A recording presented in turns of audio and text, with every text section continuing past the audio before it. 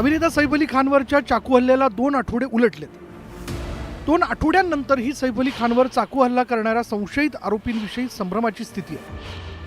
पण आता सैफ अली खान प्रकरणी अटकेत असलेल्या मोहम्मद शरीफुल इस्लाम शहाजाद विरोधात पोलिसांच्या हाती अत्यंत महत्त्वाचा पुरावा मिळाला. कारण शरीफुलचा चेहरा सीसीटीव्हीतील व्यक्तीशी जुळलाय. त्यामुळे पोलिसांच्या तपासाला आता वेग मिळणार आहे. शरीफुल इस्लाम शहजाद याला अटक केल्यानंतर सर्वात आधी त्याचं mobile tower location Saif Ali खानच्या घराजवळ आढळलं.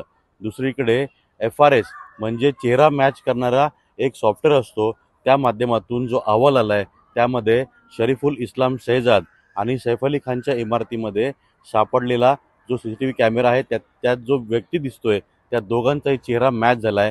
त्यामुळे पोलिसांच्या हाती आता एक भक्कम पुरावा लागलाय. हल्ल्याच्या रात्री सैफच्या सीसीटीव्हीमध्ये कैद झालेली व्यक्ती आणि शरीफुलचा चेहरा सारखा नसल्याचं बोललं जात होतं. शरीफुलच्या वडिलांनीही सीसीटीव्हीत दिसणारा आरोपी आपला मुलगा नसल्याचं सांगत पोलिसांच्या कारवाईवर संशय उपस्थित केला होता. पण आता सीसीटीव्हीमधील आरोपी आणि शरीफुलचा चेहरा एकच असल्याचं स्पष्ट झालंय. नेमकी फेस रेकग्निशन चाचणी होते तरी कशी, हे आम्ही तज्ज्ञांकडून जाणून घेतलं. तज्ज्ञ काय म्हणाले पहा.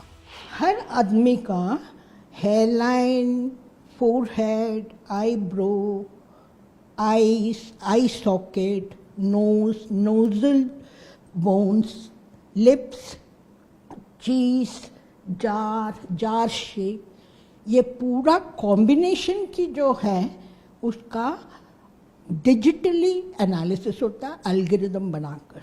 आपको एक पिक्चर में बताऊं, जैसे इस तरह की पॉइंट टू पॉइंट एनालिसिस होती है.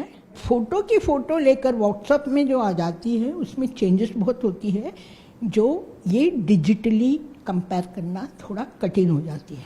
शरीफुल सध्या 14 दिवसांच्या न्यायालयीन कोठडीत आहे. त्याचा चेहरा सीसीटीव्हीमधील आरोपीशी जुळला असला तरी आता आरोपी शरीफुलचे फिंगरप्रिंट जुळवण्याचं आव्हान पोलिसांसमोर आहे. त्यामुळे सैफच्या घरात सापडलेल्या शेकडो बोटांच्या ठशांमध्ये शरीफुलचे ठसे सापडतात का, हे पाहणं महत्त्वाचं ठरणार आहे. Bureau report, news 18 Lokmat.